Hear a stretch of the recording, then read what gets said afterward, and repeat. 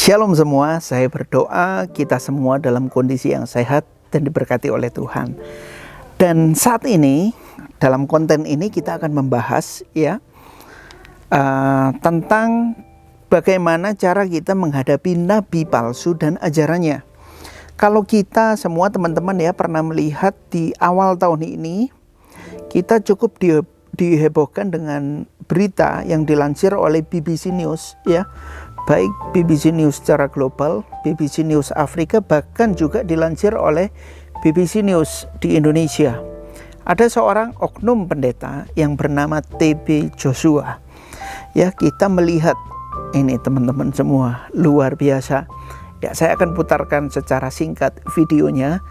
To be brainwashed, it doesn't feel like brainwashing. It's like your brain has been completely rewired. It's like you've took a drug almost. Lack of sleep, cut off from your family, living communally, one high controlling leader who controls everything. Oh, they are well treated here, like kings and princes. Ya, itu tadi sedikit sepotong tentang penelusuran dari BBC News ini. Kalian bisa lihat selengkapnya di YouTube, banyak link-link yang menayangkan hasil telusuran BBC News ini secara lengkap. Bahkan dari saksi mata sampai kasus-kasus yang mereka alami. Nah, teman-teman semua, yang saya mau tekankan satu hal di sini bahwa saya tidak ingin menjatuhkan siapapun tetapi ini juga adalah nubuatan dari firman Tuhan. Firman Tuhan mengatakan di zaman-zaman akhir di akhir dari akhir zaman yang kita hidupi saat ini, akan semakin banyak penyesat, akan semakin banyak nabi-nabi palsu. Mereka akan mengajarkan kebohongan yang mungkin hanya mengenakan daging kita atau bahkan menguntungkan diri mereka sendiri. Tentu tidak semua pendeta seperti ini, oknum-oknum tertentu. Bahkan baru-baru ini tahun lalu kira-kira Netflix pun menayangkan sebuah film dokumenter yang berjudul Holy Betrayal. Kalian bisa melihat di film ini ada 4 tokoh. Mereka menyebut diri mereka adalah nabi, dan kita bisa melihat apa yang mereka lakukan. Wah, sungguh jahat. Sungguh jahat. Mereka menipu semua pengikutnya dan lain sebagainya. Nah, saya tidak mau membahas lebih jauh lagi tentang oknum-oknum ini. Tentu kita tahu banyak. Kita tahu sangat banyak. Bahkan kita tahu ada beberapa mungkin di Indonesia Tetapi yang perlu kita sikapi di sini adalah bagaimana cara kita menghadapi bagaimana kita cara menghadapi nabi-nabi palsu ini. Yang pertama, kita lihat dari buahnya, dari buah kehidupan mereka. Firman Tuhan dalam Matius pasal 7 ayat 15 mengatakan, waspadalah terhadap nabi-nabi palsu yang datang kepadamu dengan menyamar seperti domba, tetapi sesungguhnya mereka adalah serigala yang buas. Dari buahnya lah kamu akan mengenal mereka. Dapatkah orang memetik buah anggur dari semak duri atau buah ara dari rumput duri? Jadi kita bisa melihat teman-teman semua dari buah orang ini, dari kesehariannya, dari gaya hidupnya, apakah dia menggambarkan gaya hidup Kristus atau tidak. Ayat ini jelas mengatakan waspadalah terhadap nabi palsu, dari buahnya lah kamu akan mengenal mereka.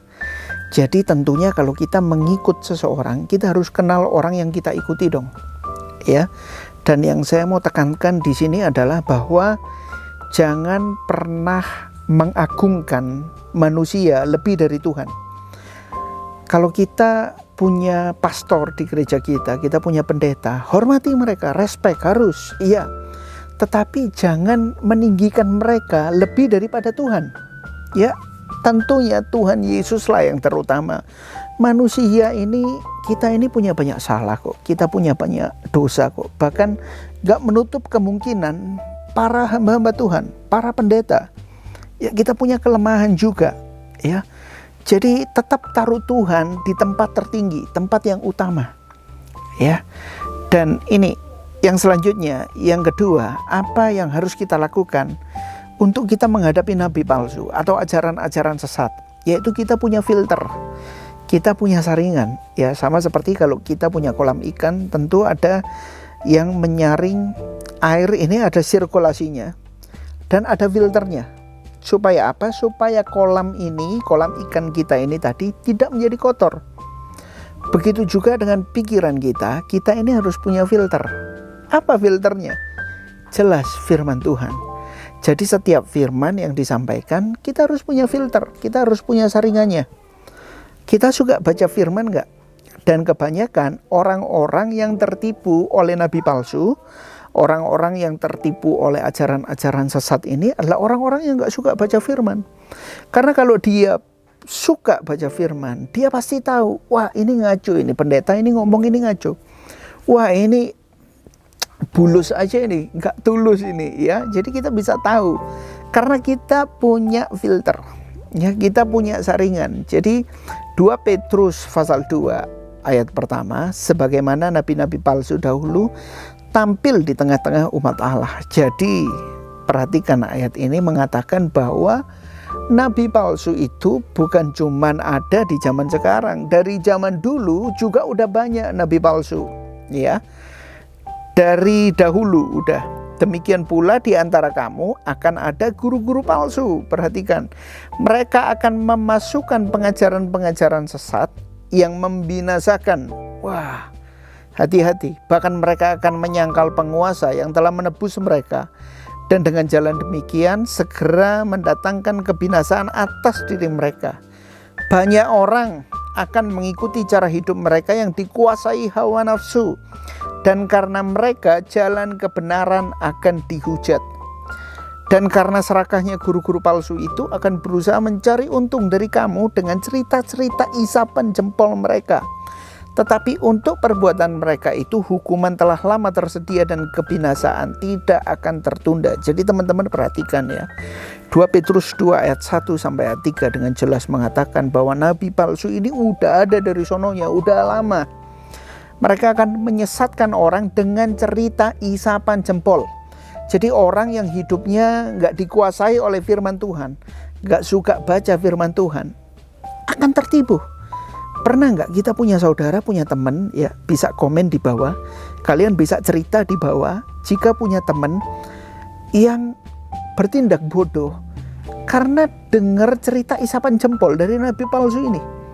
Ya, ada yang bilang, wah kamu harus kasih istrimu ke saya dan lain sebagainya. Wih, ini terjadi. Bahkan kalau kalian nonton film di serial Netflix ini, Holy Betrayal ini, waduh, oknum pendeta ini dia bisa mencabuli puluhan wanita. Ya, ini rusaknya di sini. Jadi jangan sampai kita mau tertipu. Jangan sampai mau tertipu ya. Jadi yang pertama tadi kita lihat buahnya, yang dua harus punya filter. Harus kita suka baca firman, mencintai firman, dan menghidupi firman Tuhan. Yang ketiga, yang penting, kita harus berkomunitas. Milikilah komunitas yang sehat. Bergereja, ikut komsel, ikut sel group, ikut apapun. Ya, ikut pendalaman Alkitab.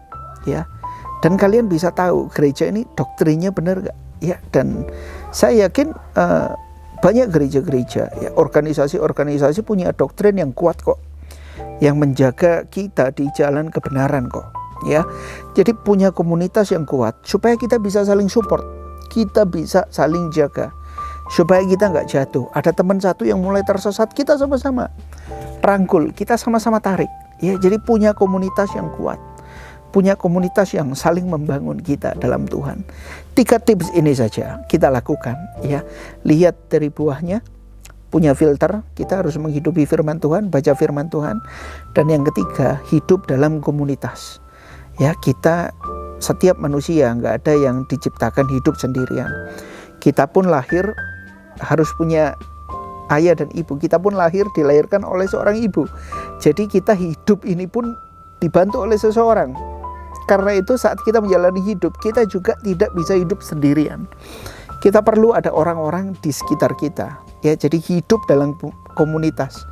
Bergerejalah. Ya, cari gereja, punya teman-teman gereja, mendiskusikan firman Tuhan.